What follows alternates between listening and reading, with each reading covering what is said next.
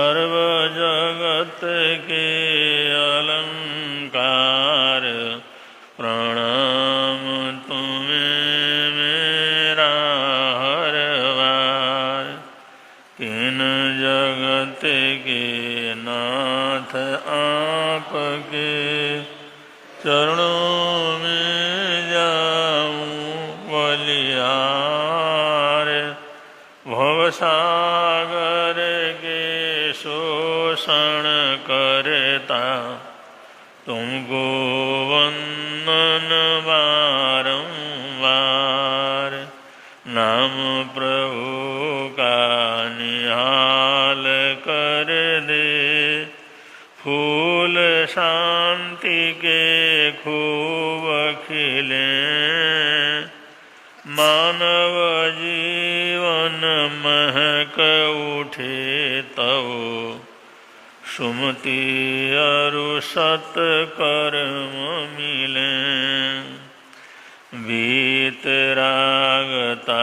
ध्येय ध्यान का, सद जाए नर जीवन में। अनेकांत अहिंसा प्रगट हो, जन जगत के प्रांगण में। अनेकांत अहिंसा फलित हो, जन जगत के प्रांगण में। संयमी सोठे अपाणं, विपमुकाण तायिणं। तेषिमेयं मोणायिनं, निगन्थाणं महेशिणं। दुःखरायं करिताणं, दुस्सहायं सहितुय। केथ देवलोयेषु, केयी सिद्ध्यन्ति निर्या। जयं क्षरे जयं चिठे, जयं मासे जयं शये। जयं भोजन्तो भासन्तो, पावकं मम न बन्धयि। शोचाजानयि कल्याणं, शोचाजानयि पावकम्। उभयं जानयि शोचा, जं सेयं तं समाय रे।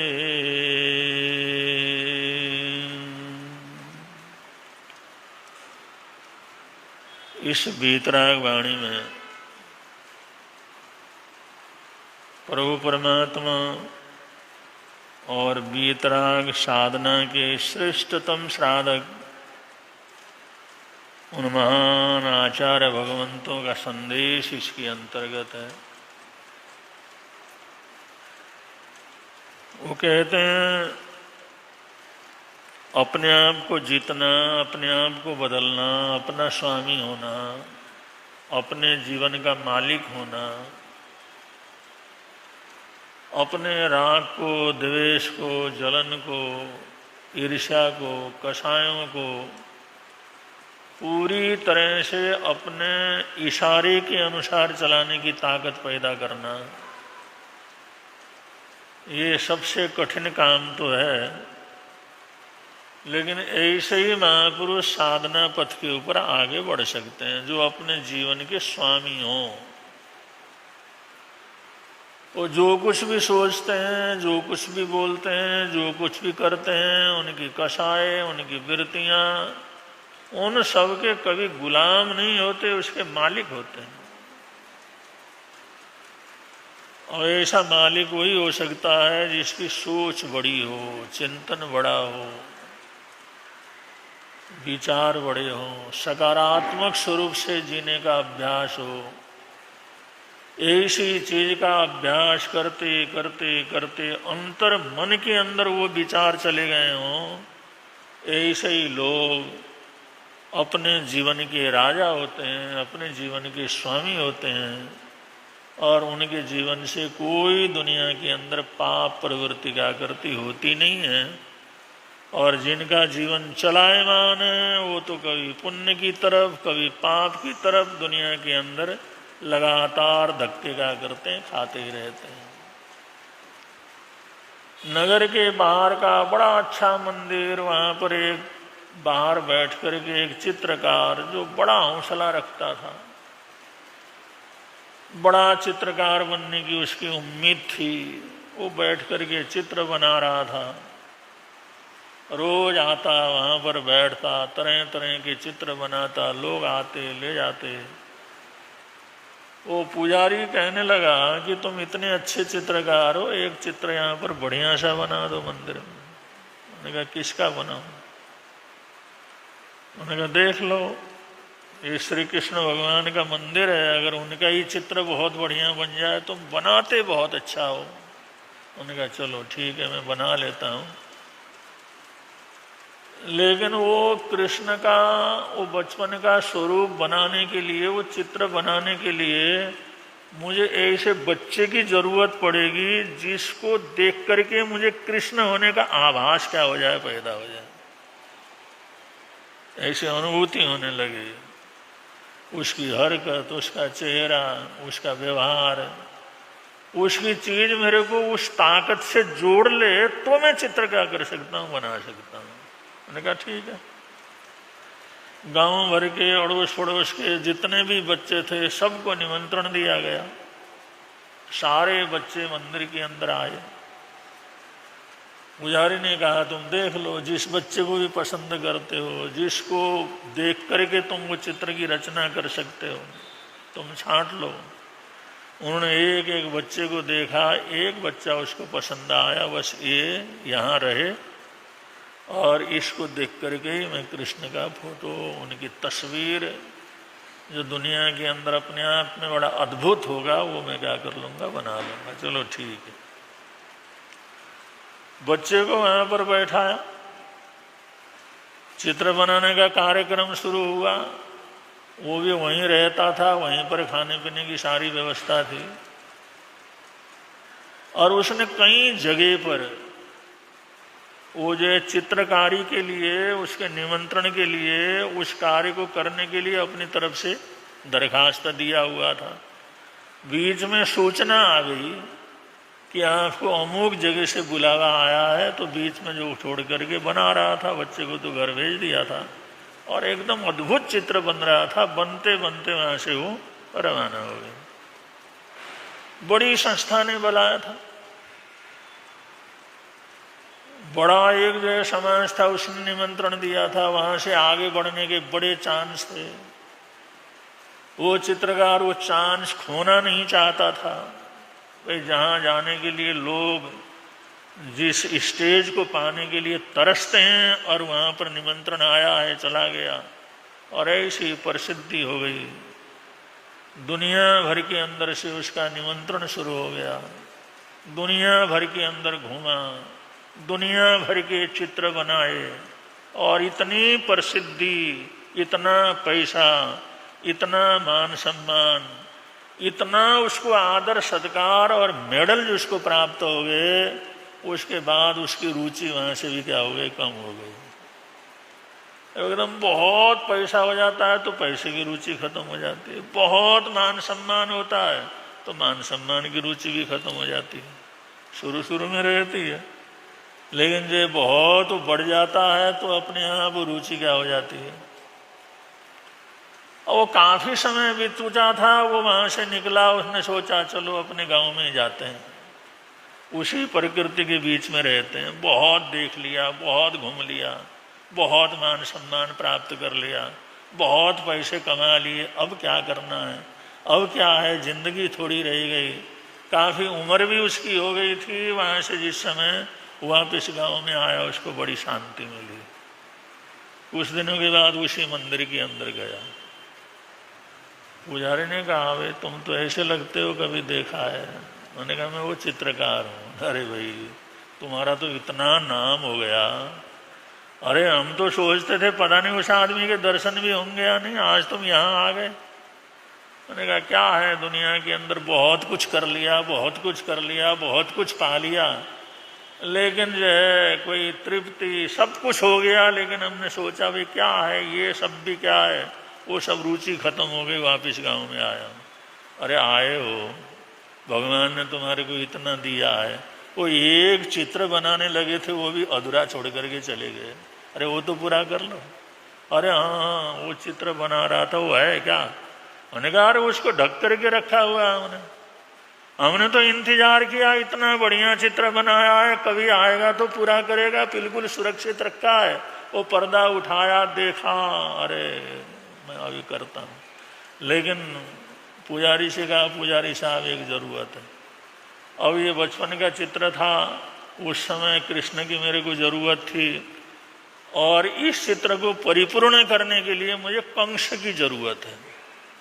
और कंस के बिना कृष्ण का अस्तित्व क्या है, रावण के बिना राम का अस्तित्व क्या है? उन्हीं ताकतों के सामने तो उनकी महिमा क्या करती होती। जब समथल भूमि होती है तभी तो पहाड़ों का महत्व रहता है, जब पहाड़ी पहाड़ हो तो उसमें क्या है। उन्होंने कहा मुझे कंस की जरूरत पड़ेगी, और वो चित्र भी ऐसा ही मैंने बनाना है, इसलिए जिसको देखने से कंस होने का पूरा आभास मेरे को हो जाए, वह ऐसा आदमी चाहिए।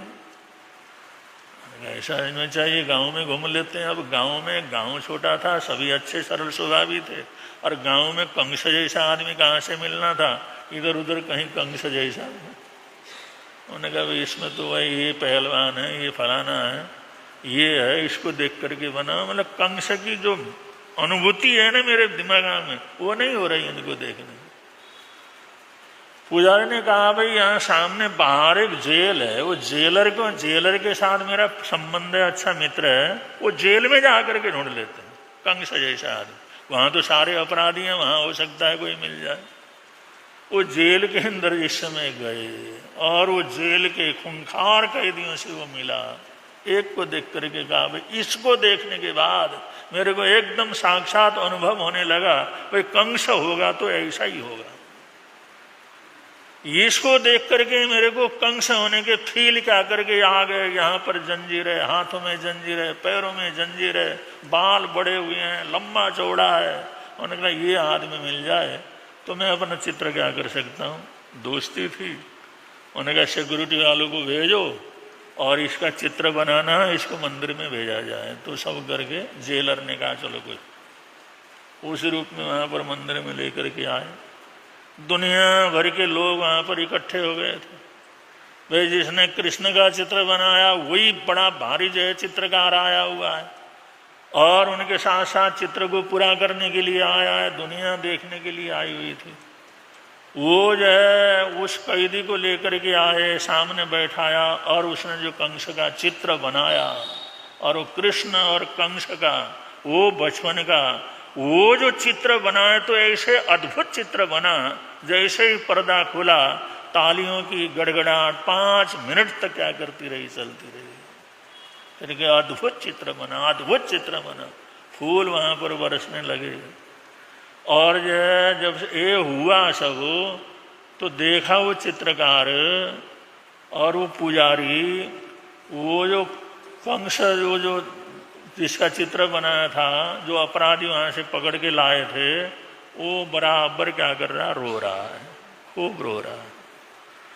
पुजारी ने कहा भाई ये तो तेरा सौभाग्य है, तेरे को हम मंदिर के अंदर लाए और तेरे को देख करके चित्र बनाया, वो पुराना इतिहास को इन्होंने घड़ करके रखा और हमेशा तेरा चित्र यहाँ रहेगा। तेरे लिए तो खुशी की बात है, तेरे लिए तो बड़ी प्रसन्नता की बात है, फिर ये काहे को रो रहा है? अरे अपराध किया, सब किया, लेकिन जो कृष्ण के जीवन को पूरा करने के लिए जिसकी जरूरत पड़ी वो तो तुमने पूरा किया। तुम्हारे को सम्मान पूर्वक हम यहाँ लाए, फिर इतना रोने की क्या जरूरत है? वो और ज्यादा रोने लगा। चित्रकार ने पूछा भाई बात क्या हो गई? हमने कोई तुम्हारा अपमान किया, कोई तकलीफ दी? मैंने कहा नहीं, अपमान तो नहीं किया, लेकिन मैं इसलिए रो रहा हूं उस जमाने के अंदर कृष्ण बनाने के लिए जिसको चूज किया हुआ था वो मैं था। मेरे को देख करके आपने इस चित्र को बनाया। आज मेरे भाव बदल गए, सोच बदल गया, रास्ता बदल गया। इतने गलत रास्ते के ऊपर चल पड़ा, इतने पाप कर लिए और इतने समय के बाद जीवन के आखिर में कंस बनाने के लिए आपने मेरे को क्या किया, चूज किया। अगर ये भाव न बदलते, वो सोच न बदलता तो आज मैं साक्षात कृष्ण होता। लेकिन जो है कहाँ कृष्ण बनाने के लिए चूज किया गया और कहाँ मैं कंस बना गया, इसलिए मेरे को रोना आ रहा है। तो बंधु ये दुनिया, शास्त्रकार कहते हैं जैसा सोच होता है ना वैसे आदमी बनता है, जैसे विचार बनते हैं वैसे आदमी बनता है। तो विचारों के ऊपर कंट्रोल होना, सोच के ऊपर कंट्रोल होना, खराब भाव आते ही उसको थूक देना, अरे मैं क्या सोच रहा हूँ, मैं साधु हूँ, मैं श्रावक हूँ, मैं अच्छा आदमी हूँ, मैं ये सोच रहा हूँ, मेरे को ऐसा सोचना चाहिए। ये बुरे भाव आते ही थूक करके जो है सद्भावों के ऊपर चलने की जरूरत होती है। अगर समय को क्या करना है, संभालना है, जीवन को संवारना है।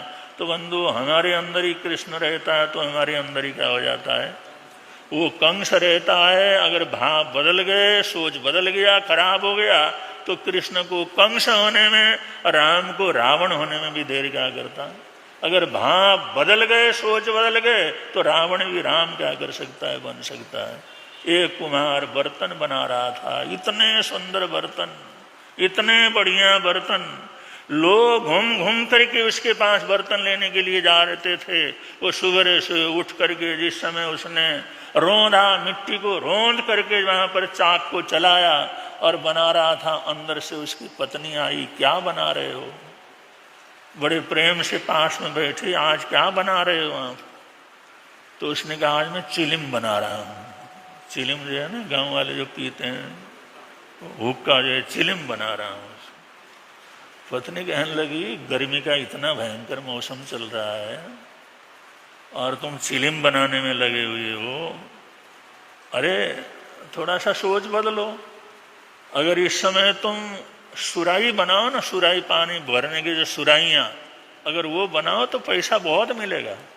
मौके को देखना चाहिए, चांस को देखना चाहिए। अब ये सुराही बना लो, सुराही बनाओगे तो बहुत अच्छा फायदा मिल जाएगा, खूब बिकेंगे। अब चिलिम क्या बिकेंगे, वैसे भयंकर जो है ये बढ़ रहा है। मेरी इच्छा है तुम सुराही क्या कर लो, बना लो। अच्छा, पत्नी के साथ बड़ा उत्साह संबंध था। उसने फटाक से वो जो बना रहा था चिलिम, उसको तोड़ा और उस मिट्टी को करकरा करके फिर वापस उसको गूंदने लगा और गूंद करके फिर आकृति देने लगा। मिट्टी सोचने लगी ये मेरे साथ क्या कर रहा है, कभी कुछ कभी कुछ, इतना तकलीफ क्यों दे रहा है?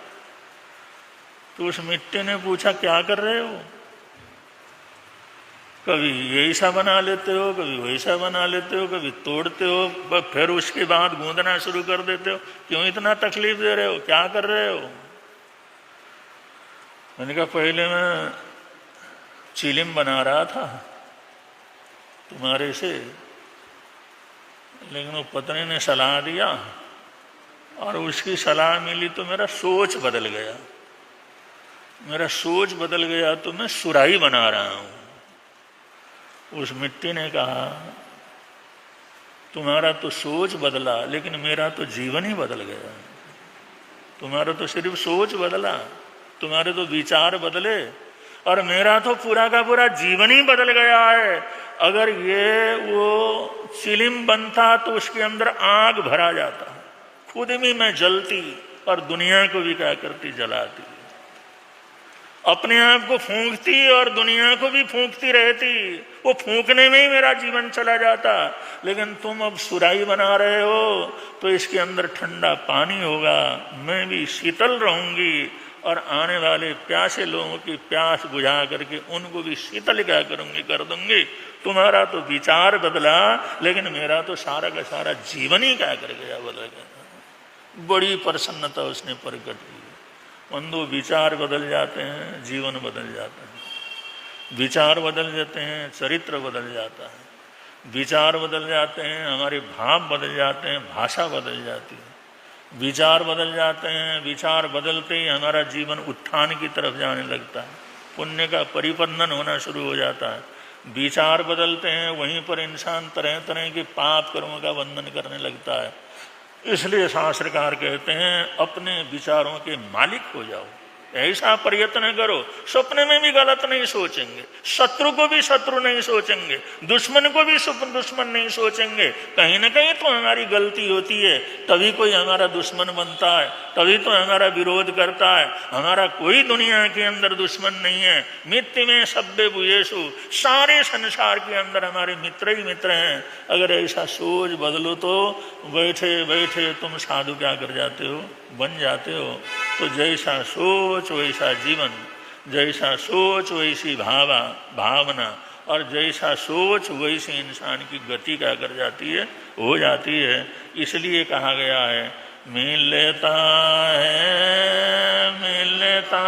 है आनंद प्रभु की वाणी से, मिलता है आनंद प्रभु। धर्म है लगता प्यारा प्यारा, धर्म है लगता पापों की वह बहती धारा, पापों की वह बहती हो जाती है बंद प्रभु की